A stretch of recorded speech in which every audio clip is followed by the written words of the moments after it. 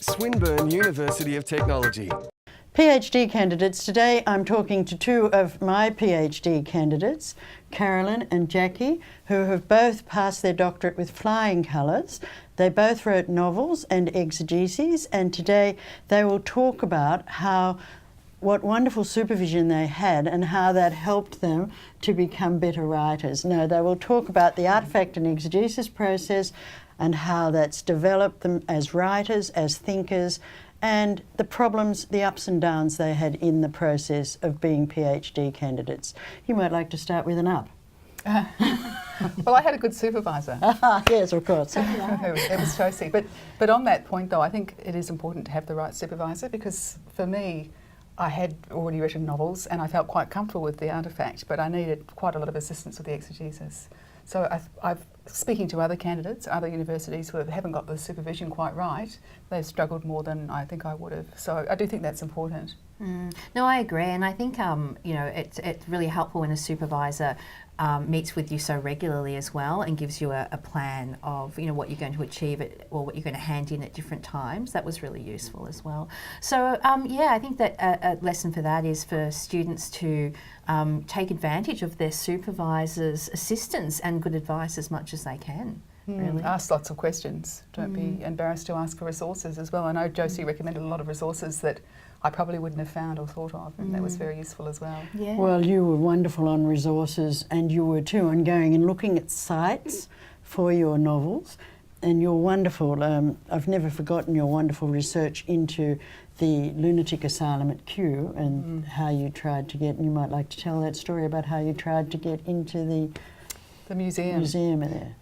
Some people may know the Willsmere Apartments, which was originally the Kew Lunatic Asylum, which seems terrible to say, but part of my exegesis was women incarceration and clothing, which sounds like an odd mix, but they have a museum there where they've kept it as it was, with cells, basically, seclusion cells. But the museum is extremely hard to get into. In fact, it was impossible. I tried, I think, for just about 4 years of my candidature to actually get in. I finally did, but it's a hidden piece of history. It's not something that people are very proud of, but it's a part of our history, and it's something that should be shared with the wider community. And you went to look at an actual physical and geographical place. How did that help you with your both forms of research, the novel and the exegetical material? Well, my novel featured the Westgate Bridge quite a lot, and it's one of those things that for me, growing up in the western suburbs, I drove over the bridge so often. It wasn't there when I was born. I saw it being built vaguely, not that old, but nearly. Then having to go back and think about what it really symbolised to people that may not be familiar with the bridge, because a lot of people hadn't driven over it before, and it was for anyone in the western suburbs of Melbourne, it's a very symbolic thing, but for people on the other side it may not be. So I had to look at some of the theory around place and connection and social, economic and social structures in Melbourne, and what was happening around and under the bridge too, and what the Yarra River meant to people. So, and that when I started writing the novel, that was the bridge was really just something that the characters drove over to get to the murder scene. But as I progressed into the novel and started researching for the exegesis, the theory around place and setting and how people embed themselves in space made me adjust the novel and make the bridge a more symbolic, metaphoric thing. And in the end, not to give the novel away, I suppose, but the part of the last scenes of the novel and many of the key plot points occur under the bridge and involve the Yarra River just around the base of the bridge. So the two parts worked really well, and I could not have made the novel as rich as I felt it was without having gone into the research. So the exegesis was absolutely critical to my development as a writer for that project and for afterwards as well. Did you find that at all, Jackie? I did. I think what Carolyn has pointed out is the importance of experiential research as well as the scholarly research, of course. But I think I'm now a deeper thinker as a writer. I just don't take things on face value, and I also approach research much more enthusiastically. If I've got to research something, then I see that as a joy rather than a chore, because I think I might have done a little bit before I started the exegesis. And I think that's a really exciting thing for students to bear in mind, that when you're researching something, it might feel like an exploration of a fact or an attempt to get a fact right, but that investigation and that object takes on a life that becomes part of the plot. As Jackie said, looking at maybe a space could have sparked ideas for her novel along the way as well. It did, but the thing that really sparked ideas for my novel, and in fact gave me the central focus of the exegesis, was when I saw an exhibition called Noble Rot at Como House, where they displayed historical costume, but not in its beauty, but with the human stains and with the tears. And that was really when history came to life, and that became a large part of my exegesis and made me realise how important clothing was to 19th century women, both as a form of repression, but also as a fascinating tool for creating character and giving them layers of richness. So really, scholarly research and research for your creativity came together in a very important way for you.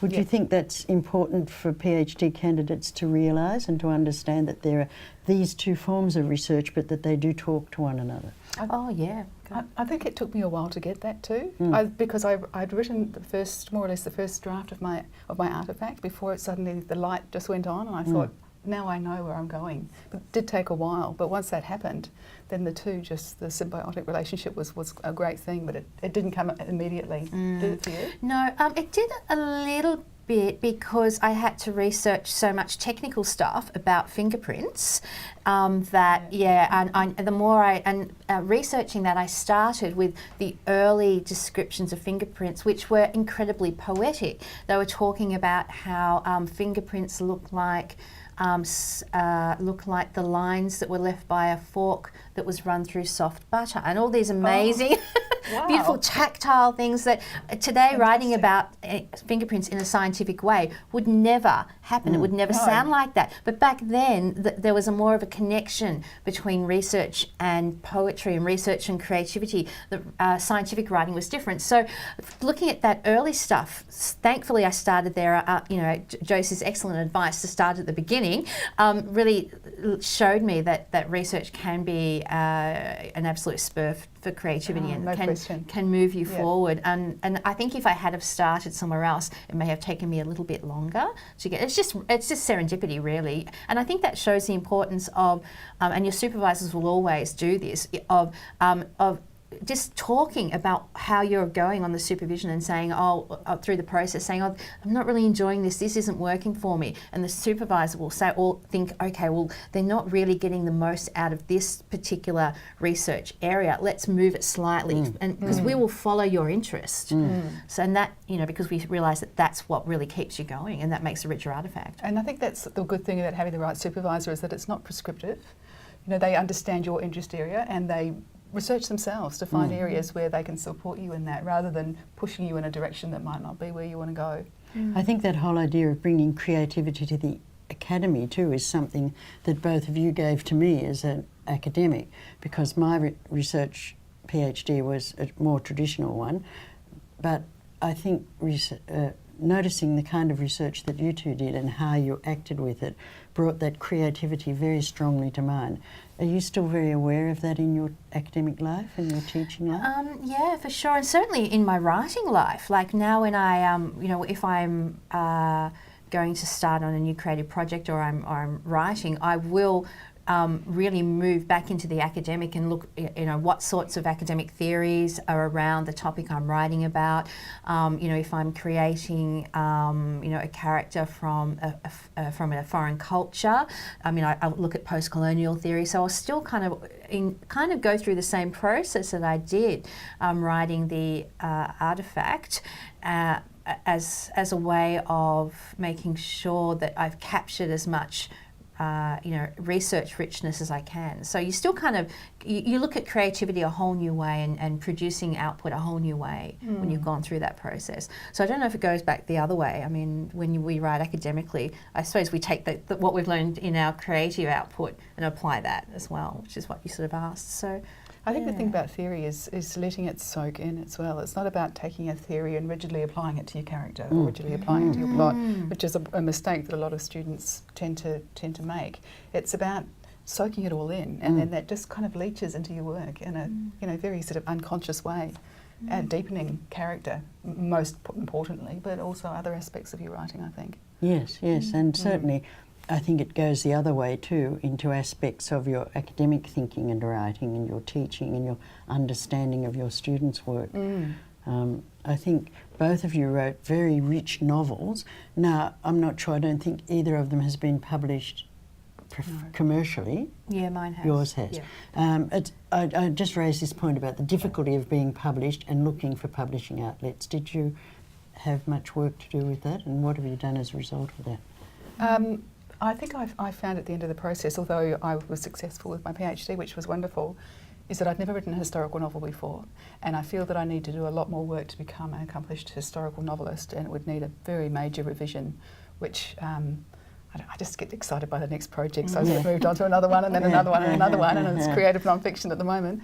But it's definitely something I'm going to return to, and even today, as we were saying earlier, picking it up for this interview, I looked through it and I thought, I really want to change that. I really want to go back to that. It made me want to return. Of course, because writing is ever evolving, as we know. And I think that really illustrates that one of the things you get out of the whole PhD process by artefact and exegesis is the experience of having written a novel under guidance, and that one of the best things that come out of that is your next work. So I often think as a writer that the things that I learned in that process really showed the most in the next work. I think that's an interesting point. Yeah. That's a very interesting point. What to answer that question from my perspective, what I found really interesting was that an agent and a publisher, a larger agent, and a very large commercial publisher, found the same challenges or flaws in my artefact, in my novel, that my supervisors did that I didn't fix. And you were surprised? Yeah, well, it was the ending. The ending wasn't working, and my supervisors had both said that, and I said, but I don't know how else this work could end. And to this day, I still hold that opinion. I'd have to really rejig the novel. But an agent and a big publisher said the same thing. Look, the ideas are great, the plot's really interesting, you've got a lot happening with the writing style, but the ending, we're just not comfortable with that ending for a first novel. For a first novel, they said, you're under a different sort of scrutiny. A smaller publisher that picked it up wasn't as worried about that. But yeah, that was really interesting.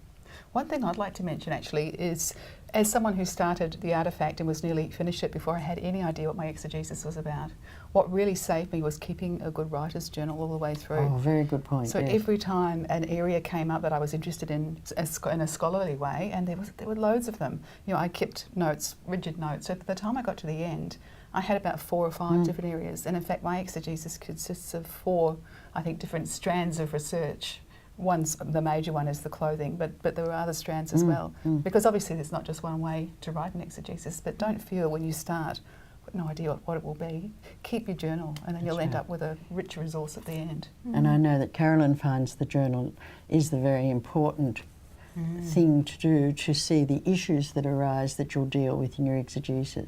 Absolutely, and look, as what I found writing it was that some days I didn't feel like writing much in there, and so I started off with the journal writing about the challenges and the issues that I was dealing with in the novel. As I became more confident about that, the second half of the candidature, I used the journal as a repository for information about my readings. So I would it would start off with how do I create this character? This isn't really working. What can I do? I looked at how James Lee Burke created this particular character. I might use that technique. So I was exploring writerly challenges, and then towards the end of the candidature, or midway through the candidature onwards, it was much more about feminine. This particular feminist says this on page 7. Around the theme, this particular academic said this. Roland Barthes said this and this. So it became a repository of scholarly readings. rather than which is really the start exploratory. of your exegesis, isn't it? So Exactly. by the time you finish the novel, you've got your exegesis has begun. It's just not in a formal way. So That's a really good point. Yeah. yeah. Well, I think I personally am in love with EBSCOhost and Google Scholar. Would you like to comment about how you did your academic research? Yeah, I have a Even confession non-academic to research. make, which may haunt me for the rest of my life. But I didn't actually borrow a single book during my candidature, because and now they're available online. A lot of the libraries have online editions, and ebooks. But I lived a considerable amount of time away from the university, and in a regional area, my library was very poor.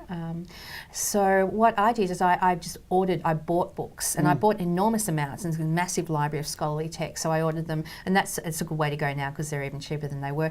And I hit the EBSCO and the Google Scholar databases really hard. So being a regional student or living in a culture that is not your own originally doesn't mean that you can't do the same research as everyone else. No, it just means especially you access it a different way. Well, I was a bit more old-fashioned in my approach. I lived near the university, and the wonderful thing is that you can order books from anywhere That's when right. you're doing a PhD. So my kitchen table was just heaped with books. But I did use EBSCOhost. Yes, yes. And I did mine in 2010, and things have moved on since then, and everything is digitised now. Just about all the books in the library are available as ebooks. So I imagine if I was doing it now, I wouldn't be relying on hard copies so much. And the other thing about EBSCOhost or Google Scholar is you get very up-to-date commentary and scholarly discourse, because in your scholarly research you're entering into a talk with all the other scholars. So the new ones are quite important as well as the established ones. Very much so. You can't afford to not be completely up-to-date, and that's where the digital resources is invaluable. Did you enjoy it? Yes, very much so. I really did. And I have to You say... don't look as if you enjoyed Yeah, it. no, I did. I really did. I think that I often tell my own students that the PhD is the highest accolade that you get in academia, but it was for me, one of the easiest levels. It was one of the easiest processes because I just chipped away at it, and because you've got a good amount of time. Which and that doesn't mean you'll feel like you need more time. So you will not be submitting after 1 year. Don't even. We laugh because the students always say that when they start. So you've got a lovely spread of time ahead of you. But I just chipped away at it, and it was just so enjoyable, and I learnt so much from it. It wasn't stressful at all. The examination process wasn't stressful. Preparing for examination was a bit stressful because for me I had a particular deadline I had to meet because I was meeting a potential employer that day, and he was going to accompany me to hand it in. So I couldn't say. And my job interview was after I'd handed it in, because I wasn't going to be employed for this particular person unless I handed it in. So that was a great motivator. So that added stress. But generally, it is a very rewarding process, and it is you have a good amount of time. It's not. I agree with that 90%.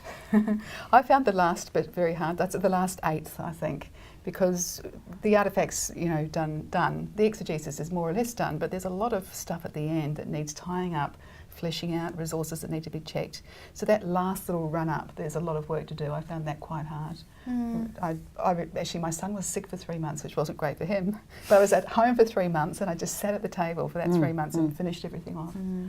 Yeah, actually, now that I think back, if I was going to checking the references, yeah, and that is yeah, because you're that so close. But yeah, and I think that I was okay with that, but I think that probably the moment that was the most difficult was making that movement from the artefact into the exegesis, because and not every candidate works this way, but I'm not sure how you did, but I did my artefact first, pretty much. I did too. Well, in practice-led research, I would think that would be normal. Yes. Yeah. And then once I had a decent draft, then I started thinking exegetically, and that's a big shift, because you've been writing creatively for a year or 8 months or a year. The last academic stuff you've done may very well have been essays at your undergrad or at honours, and at the maximum length you're looking at those maybe maybe maximum you would have written is 5,000 words of academic work, or possibly if you did an honours or a master's thesis, maybe 10,000, to be writing, 20 to 30,000 in a particular voice is really difficult. And the exegesis, you have that balance of reflection and scholarly and talking about novel. So you're kind of using three sets of skills. You're using academic analysis and academic tone. You're using literature analysis skills, and you're using reflective skills where you're talking about yourself. And you will not have done that before unless you've written a master's thesis of that nature. No, because normally you keep yourself out of the process, don't you? When you're writing a thesis, traditionally, but to actually bring your practice into make that the central focus is a real challenge. And that's really what you're contributing to the academy too, because what the artefact and exegesis model says is this is not the traditional model. This is something that brings creativity as knowledge into the academy. It's a very, very important contribution to knowledge, and it is a very personal contribution to knowledge, I think. It is a very personal contribution. I hadn't actually thought of that before, but it is very personal because it's your research. It's very much in your voice, your tone. Even though it's scholarly, it's very reflective. And I think that identification of the two voices, of getting the scholarly voice, is important, isn't it? And it is quite a juggle sometimes, and so it may take a student a while before they get that right, but they shouldn't feel discouraged because it is a balance. And when do you ever balance anything perfectly? The first time you do it, it's always any cake you bake doesn't turn out perfectly the first time. Mine certainly haven't. Mine don't. Mine don't turn out the first time. There you go. I don't Us try. mere mortals. I don't try anymore.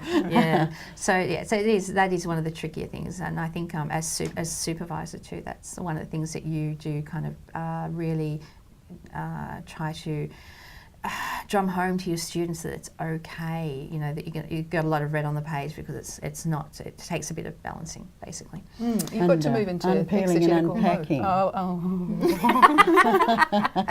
It was Josie's favourite term when I was towards that. That's the last eighth I'm talking about. That's when all the unpeeling and unpacking. Yes. I didn't have enough flesh on the bones. Yes. And when you just don't terms. just make a statement, you talk about that statement and get academic referencing and discussion about that statement. And I think one of the most useful things about having done an artefact and exegesis model of PhD is that you can talk about your creative process and about the books that you're working on, the artefacts you're working on after the PhD, in a more informed, articulate way.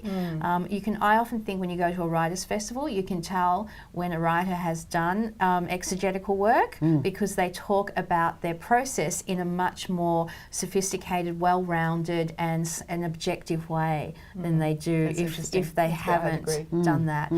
Because you've been forced to articulate your process, your rationale, your writerly choices over a 3-year period, whereas a writer who hasn't done that may have only discussed these things in general with their editor at the end of the process. It's a much more superficial way of working. It's not looking at all the deeper issues and any academic issues. It's quite different.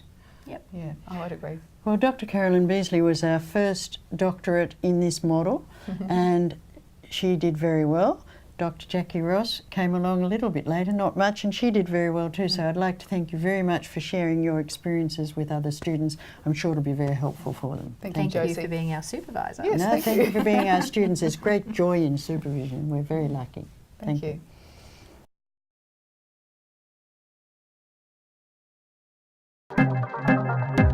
This has been a Swinburne production.